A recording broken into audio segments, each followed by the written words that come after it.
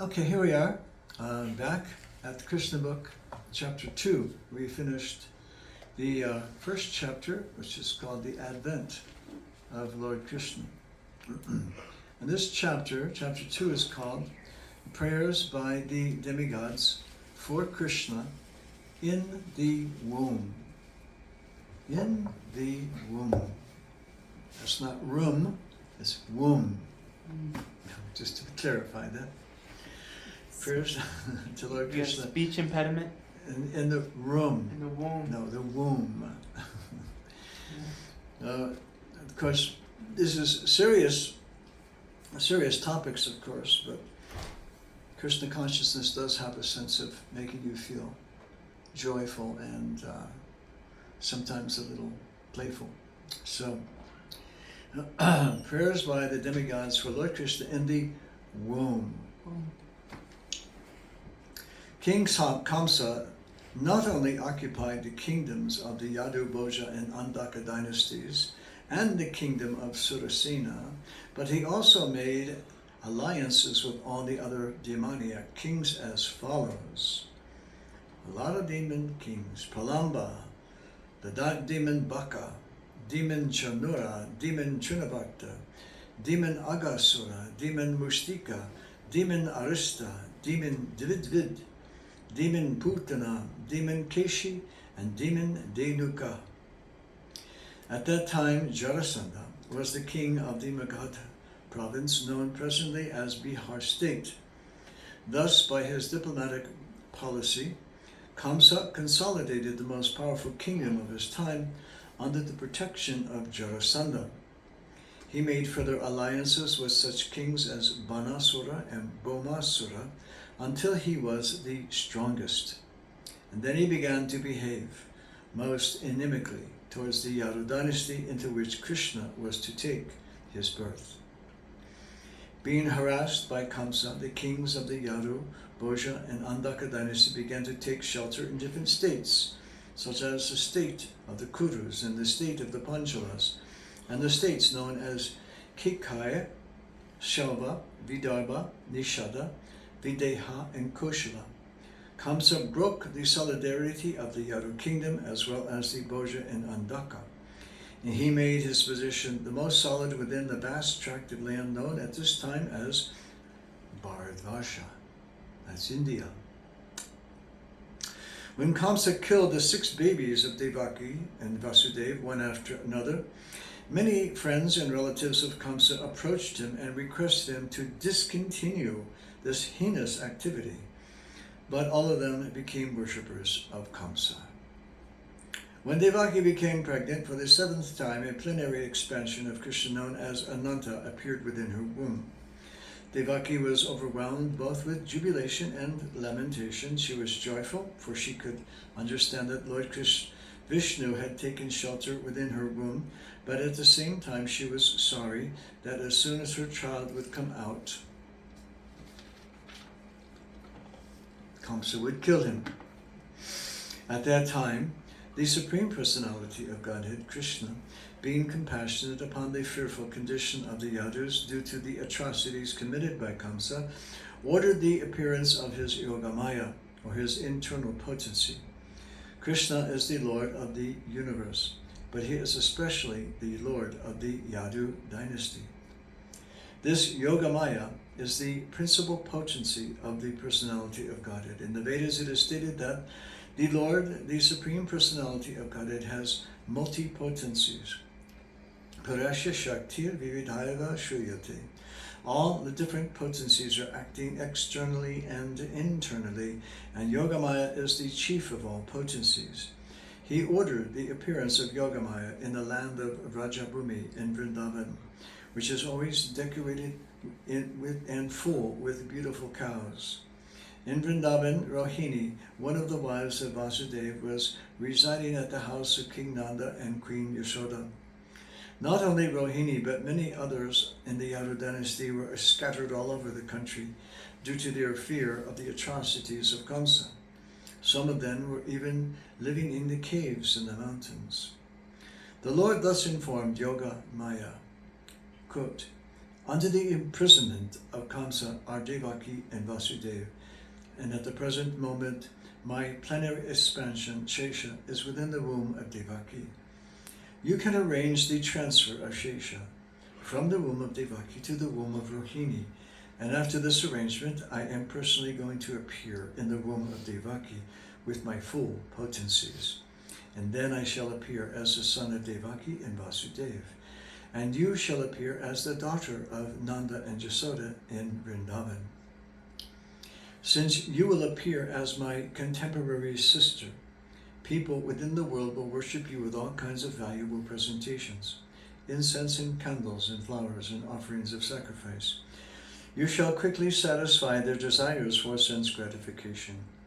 People who are after materialistic affection will worship you under different forms of your expansions, which will be named Durga, Vajrakali, Vijaya, Vaishnavi, Kumuda, Chandika, Krishna, Madhavi, Kanyaka, Maya, Narayani, Ishani, Sharada, and Ambika.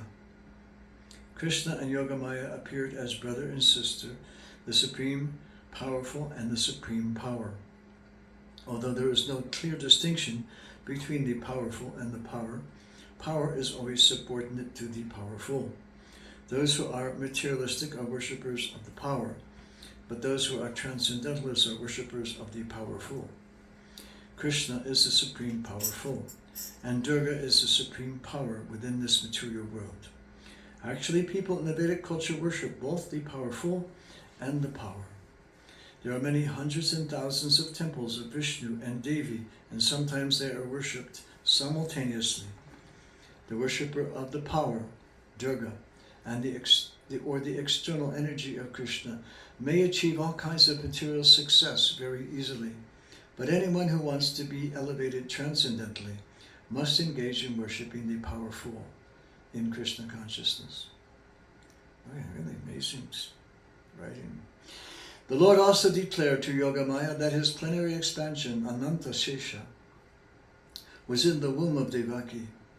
On account of being forcibly attracted to the womb of Rohini, he would be known as Shankarshan and would be the source of all spiritual power, or bala, by which one will be able to obtain the highest bliss of life, which is called Ramana. Therefore, the plenary portion, Ananta, would be known after his appearance either as Shankarshan or Balaram. In the Upanishads it is stated, Nayam Atma Bala Nihena Labhya. The purport is that one cannot obtain the supreme or any form of self-realization without being sufficiently favored by Balaram. Bala does not mean physical strength. No one can attain spiritual perfection by physical strength. One must have the spiritual strength, which is infused by Balaram. Ananta or Shesha is the power which sustains all the planets in their different positions. Materially, this sustaining power is known as the law of gravitation, but actually it is a display of the potency of Shankarshan, Balaram. Balaram or Shankarshan is spiritual power, or the original spiritual master. Therefore, Lord Nityananda Prabhu, who is also incarnation of Balaram, is the original spiritual master. And the spiritual master is the representative of Balaram, the Supreme Personality of Godhead, who supplies spiritual strength. In the Chaitanya Charitamrita, it is confirmed that the spiritual master is the manifestation of the mercy of Krishna. Nice, huh? Mm-hmm. When Yogamaya was thus ordered by Krishna, she circumambulated the Lord and then appeared within the material world surrounded by according to his order. When the Supreme Personality of Godhead transferred Lord Shesha from the womb of Devaki to the womb of Rohini, both of them were under the spell of Yoga Maya, which is also called Yoga Nidra. When this was done, people understood that Devaki's seventh pregnancy was a miscarriage, and thus Although Balaram appeared as the son of Devaki, he was transferred to the womb of Rohini to appear as her son. And after this arrangement, the Supreme Personality of Godhead, Krishna, who is always ready to place his full potency in his unallied devotees, entered as the Lord of the whole creation within the mind of Vasudeva. It is understood that this connection of Lord Krishna, first of all, situated himself in the unallied heart of Devaki. He was not put into the womb of Devaki by seminal discharge. The Supreme Personality of Godhead, by his inconceivable potency, can appear in any way. It is not necessary for him to appear in the ordinary way of seminal injection within the womb of a woman. When Vasudeva was sustaining the form of the Supreme Personality of Godhead within his heart, he appeared just like the glowing sun, whose shining rays are always unbearable and scorching to the common man. The form of the Lord, situated in the pure unalloyed heart of Vasudeva, is not different from the original form of Krishna. The appearance of the form of Krishna anywhere, and specifically within the heart, is called Dhamma. Dhamma does not only refer to Krishna's form, but his name, his form, his quality, and his paraphernalia. Everything becomes manifest simultaneously. Thus the eternal form of the Supreme Personality of Godhead with full potencies was transferred from the mind of Vasudeva to the mind of Devaki, exactly as the setting sun's rays are transferred to the full moon rising in the east. Krishna entered the body of Devaki from the body of Vasudeva. He was beyond the conditions of ordinary living entity. And when Krishna is there, it is to be understood that all his plenary expansions, such as Narayan, the incarnations like Lord Nrsimha, Varaha, etc., are with him, and they are not subject to the conditions of material existence. In this way, Devaki became the residence of the Supreme Personality of Godhead, who is one without a second and the cause of all creation.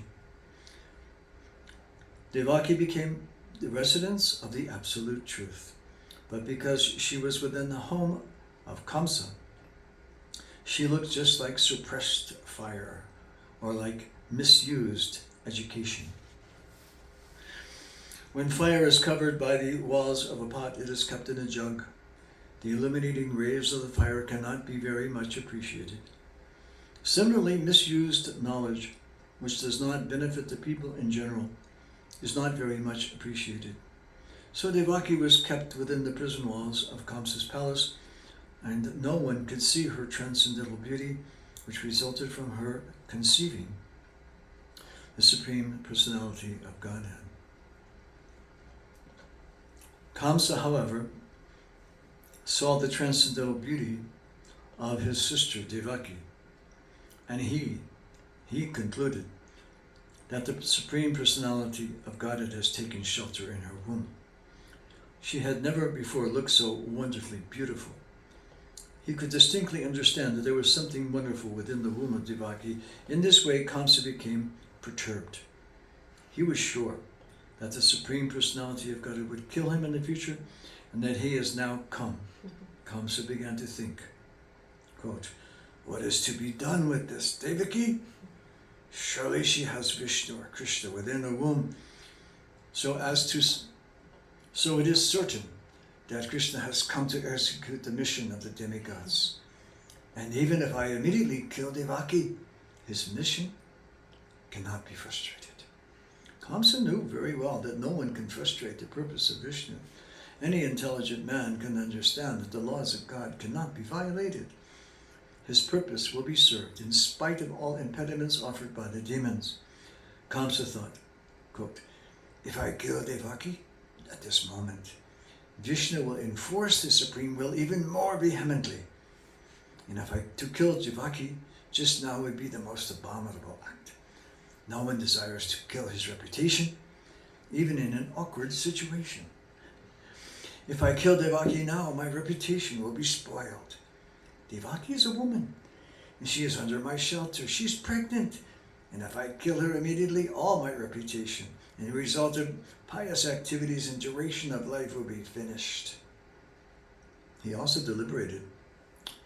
A person who is too cruel, even in this lifetime, is as good as dead. No one likes a cruel person during his lifetime, and after his death, people curse him. On account of his self-identification with the body, he must be degraded and pushed into the darkest region of hell. Unquote. Kamsa is very smart. He's pretty smart. Kamsa thus meditated on all the pros and cons of killing Devaki at that time. Kamsa finally decided not to kill Devaki right away, but to wait for the inevitable future. But his mind became absorbed in animosity against the Supreme Personality of Godhead, and he patiently waited for the deliverance of the child, expecting to kill him, as he had done previously with all the other babies, and thus became merged in an ocean of animosity against the Personality of Godhead. He began to think of Krishna and Vishnu while sitting, while sleeping, while walking, while eating, while working, in all his situations of life. His mind became so much absorbed in the thought of the Supreme Personality of Godhead that he could only see Krishna and Vishnu around him. Unfortunately, although his mind was so absorbed in the thought of Vishnu, he is not recognized as a devotee because he was thinking of Krishna as an enemy. The state of mind of a great devotee is also to be always absorbed in Krishna, but a devotee thinks of him favorably, not unfavorably. To think of Krishna favorably is Krishna consciousness, but to think of Krishna unfavorably is not Krishna consciousness. At this time, Lord Brahma and Lord Shiva, accompanied by great sages like Narada, and followed by many other demigods, invisibly appeared in the house of Kamsa. They began to pray for the Supreme Personality of Godhead in select prayers which are very pleasing to the devotees and which award fulfillment of their desires. The first words they spoke acclaimed that the Lord is true to his vow. According as stated in Bhagavad Gita, Krishna descends to this material world just to protect the pious and destroy the impious. That is his vow. The demigods could understand that the Lord had taken his residence within the womb of Devaki in order to fulfill his vow. The demigods were very glad that the Lord was appearing to fulfill his mission, and they addressed him as Satyam Param, or the Supreme Absolute Truth. And Prabhupada says, everyone is searching for the Absolute Truth. That is the philosophical way of life. The demigods give information that the Supreme Absolute Truth is Krishna. One who becomes fully Krishna conscious can attain the Absolute Truth. Krishna is the Absolute Truth. Relative truth is not truth in all three phases of eternal time. Time is divided into past, present, and future. Krishna is truth always, past, present, and future. In the material world, everything is being controlled by supreme time in the course of past, present, and future. But before the creation, Krishna was existing, and when there was creation, everything resting in Krishna.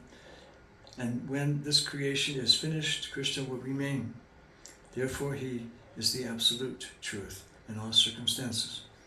If there is any truth within this material world, it emanates from the Supreme Truth, Krishna. If there is any opulence within this material world, the cause of the opulence is Krishna. If there is any reputation within this material world, the cause of the reputation is Krishna. And if there is any strength within this material world, the cause of such strength is Krishna. And if there is any wisdom and education within this material world, the cause of such wisdom and education is Krishna. Therefore, Krishna is the source of all relative truths. Relative truth, and he is the absolute truth. Okay, we'll stop there. Hare Krishna.